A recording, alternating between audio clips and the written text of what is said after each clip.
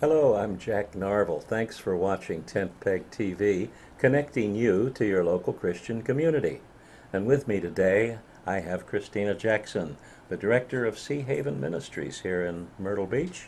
It seems like you have a huge ministry to homeless youth in several locations along the Grand Strand. Can you tell us, Christina, how did you get started in the homeless ministry? Well, Jack, thank you for the opportunity to be here. And I was blessed to be raised by my father, who was a Christian, and at a very early age. So I knew really early what I wanted to do in life, which was to help other youth, because I was blessed with such a support network. And many of our youth in the community and all over have no support networks. So I knew when I went to college what I wanted to do. I studied in psychology, human services, and I've been doing this field of work for over 22 years, working with homeless youth and adults as well. Wow. Now, Sea Haven locally has four different branches of ministry under the one name of Yes. Sea Haven. Can you tell us what those are? Sure, sure. Sea Haven has a shelter home, which is located up in Little River near North Myrtle Beach. And this is a residential home for ages 13 to 17. And they may stay 30 days, 60 days, 6 months, just depending on what the court orders, or if it's a homeless youth that we have found on the streets or local law enforcement has picked up. It depends on how long it takes for us to notify the parents or the guardians and that type of thing. We also have our transitional living program, which is located here in Myrtle Beach. And this is a program which provides case management and life skills instruction for youth ages 16 to 21. Most of these youth have been on the streets for quite some time, so we work towards self-sufficiency and independence. Yeah. And then we have our Street Outreach Center, which is Project Lighthouse, which is nationally known. We have been awarded Model Program of the Year several times, and so we're very proud of this organization and for the Street Outreach Center. This center provides survival services for youth ages up to 21. And it provides laundry facilities. Youth can come in, take showers, get emergency food, survival gear. And it's not our goal to keep them on the streets, but protect them while they're on the streets, and then work towards a plan to help them leave the streets. Wow. Yeah. And then finally, we have Project Safe Place, which is a community-wide outreach initiative where we have 103 businesses in Horry County participating in this program. We would love to recruit more businesses, and it's where they come together and they try to make a safe place for youth to help keep them safe. Wow. Now, as I think you had told me at one point, Antoine, your manager at the Lighthouse Project, has actually been invited to some other cities to share how they run the Lighthouse Well, program we, here. we actually replicated our program in Florida and the Keys, and also in Alabama. And we recently were visited by a group in Georgia, and we plan to visit there to help them get their street outreach center started. Wow. Incredible. Good. Well, it sounds like it's working really well for you, We Christina. think so, All yeah. right. So, you have a unique ministry in that you're dealing with young people 13 to 17 years of age, and most community outreaches start at age 18. So what issues do you have dealing with that younger population? Are there legal issues that you need to address as well as behavioral issues you need to address with that population? Right. Well, there are legal issues whenever they're under the age of 18. We have to make contact with a guardian or a family member, which is very difficult sometimes when they have been on the streets. Some of the kids who come into the programs have been on the streets since they were 15. Wow. But by law, we cannot place a child in the shelter home or in the program without consent from a guardian or a parent. If it's a situation where it's not appropriate or they're not involved, then we contact the local social services or law enforcement or the appropriate officials, who then will help us make decisions on placement.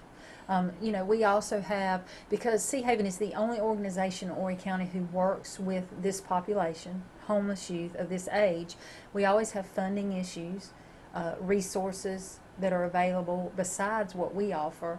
And so sometimes it gets pretty tough.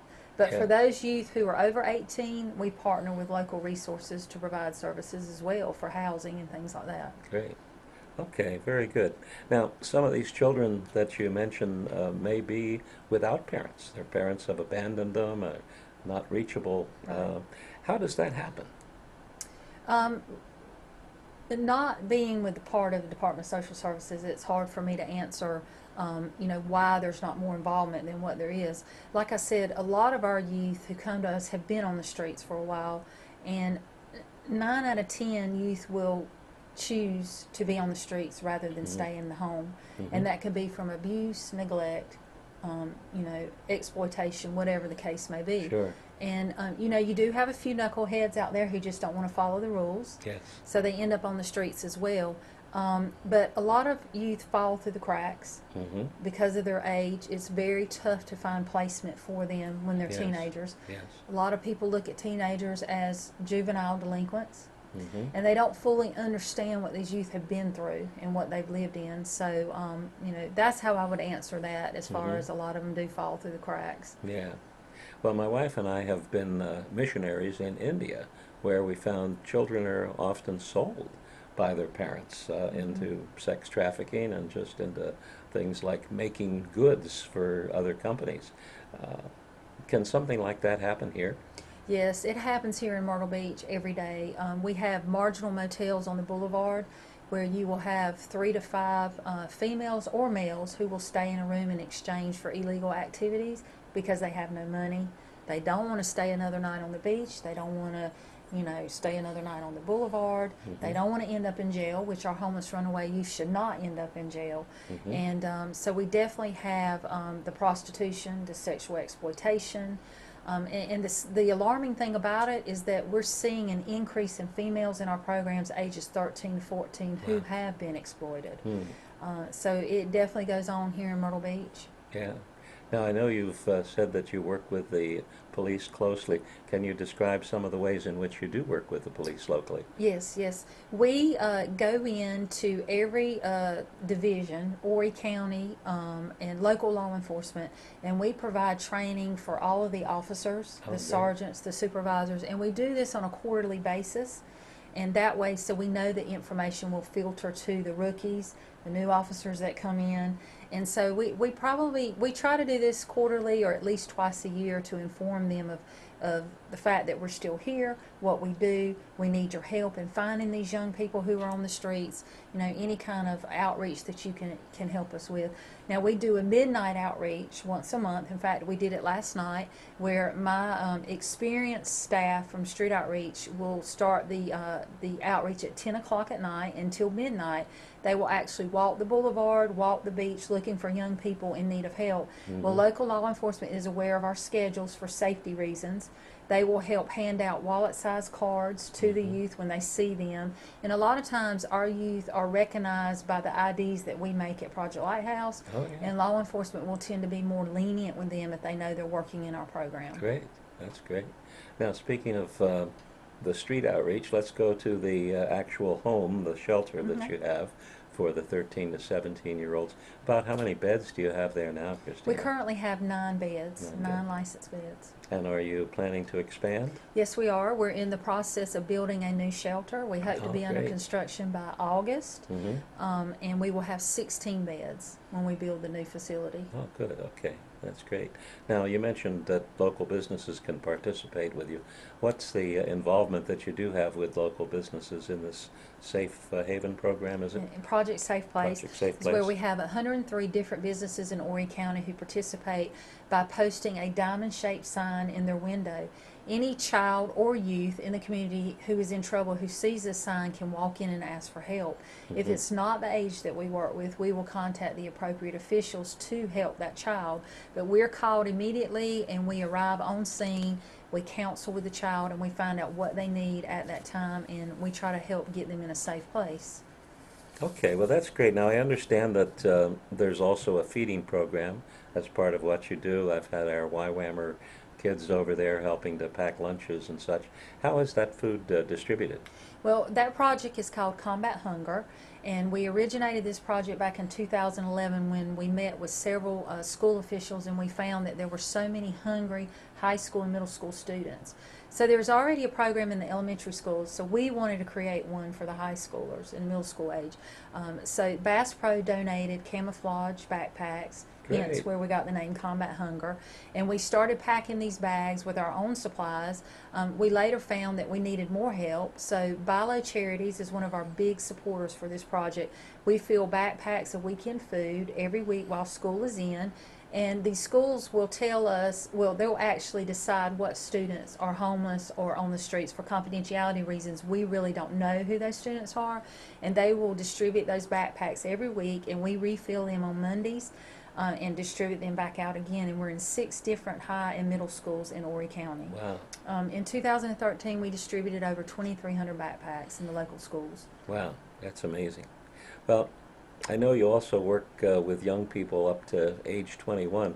After they reach the age of 18, where can they go? Are there other shelters then that deal with that population? If they need housing, we do partner with North Strand Shelter and Haven House here in Myrtle Beach to provide housing for 18 and older.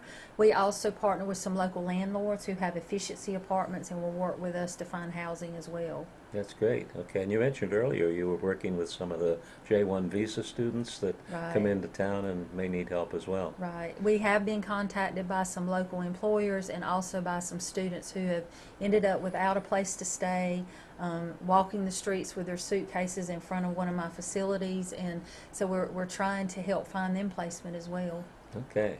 Now I think we've talked about Project Lighthouse, where they can come in, do laundry, get emergency food. Your other drop-in center on Oak Street has an actual social service worker who can counsel with them, Right. and that's ongoing counseling that's provided. Right. I have a youth counselor who actually works throughout all of my programs. So we provide that emergency crisis intervention counseling when a youth first comes into the program. It's involved in the intake process, and that's where we determine what the emergency needs are, and then we look at the short-term goals, and then later at the long-term. But she provides those services for all of the youth in all of the programs. Wow. Now, what about your mobile program? How far-reaching is that mobile program? The expanded mobile outreach was created in 2012, and actually 2013, I'm sorry. And this program was designed to reach out to those youth who are in rural areas of Horry County. So we are currently in Greensea, Loris, Conway, Socastee, Aner, and we're trying to get into Atlantic Beach. And we provide all the services from a mobile van 2 days a week that we provide from our program locations. Okay. Of course, you know, we can't provide the residential, No. but we provide the survival gear, food, clothing, counseling, you know, whatever's needed at that time. So this is designed for those youth who cannot access our facilities on the beach. Yeah. Now, how do the youth hear about this mobile van? Well, the youth hear about our programs because we're in 6 different schools during lunch presentations. That's right. We're distributing information to all of the youth. We're talking about our Safe Place project. We're doing events in the elementary school for the prevention piece. We're also out in the community doing outreach twice a week in known hangouts for young people. We promote this program through our Combat Hunger, you know, our expanded mobile outreach, our social media. So we have all types of outreach projects going on right now. Yeah, okay. Well, that's great. Well, if I may ask, Christina, how are these projects all funded? I think you briefly mentioned that you do need money for a new expansion and that type of thing. Can you tell our listeners how they might contribute? Well, every program is funded through a federal grant through the Department of Health and Human Services. We strongly depend on community support, donations, individual contributions. We receive funding from local foundations and support of that type. You know, with the federal budget cuts and those going on, we've not received federal funding for our Street Outreach Center, but we had some local supporters who stepped forward and have been supporting that program for over a year now. Wow. And we hope to get that federal funding back. That's great. So are there volunteer opportunities available for our viewers? We do have volunteer opportunities, and you can find out that information on our website. If you go to the volunteer tab, you can download a volunteer application and send it in. We are required to do background checks because we're working with young people, and all of our volunteer opportunities are listed on that website as well. All right, great. Well, is there anything else that you'd like to tell our listeners that we might have forgotten so far? I think one thing that's very alarming that people don't realize is the statistics that we're Oh, dealing yes. with these young people. Mm-hmm. Just alone in Horry County, it's estimated that there is over 1,200 homeless youth Mm-hmm. and over 10,000 in South Carolina. Wow. And these are youth that fall between the ages of 13 to 21. Mm-hmm. The average age that a youth becomes homeless is between 12 and 14. Mm-hmm. And we know that about 63% of youth are involved, that are homeless, are involved in foster care or DJJ at some time in their life. Mm-hmm. So to me, that's very alarming statistics to know that we have that number. And those are only ones that we've been able to reach out to. So we know Yes. that there's a lot more out there. There's invisible kids probably in the homeless camps Right. that you don't really see. Right, Yeah. and we, my experienced outreach staff do go into some of the tent cities, Mm-hmm. and the adult population does help spread the word. Great. A lot of times they don't want to see these young people end up like they have. That's right. That's great. Well, wonderful. Well, you do such an amazing job, Thank Christina. you. I'm so glad to have had you on the program this evening, that you Thank you. could tell our viewers more about Sea Haven and how they can help. So, folks, you can contribute to Sea Haven or get more information by going to their website, and we'll have that below the picture here. Call the number on your screen. Until next time, this is Jack Narwhal for Tent Peg TV, and we are your source for information about Christian ministries in Horry County. Thanks so much for being with us. Thank you.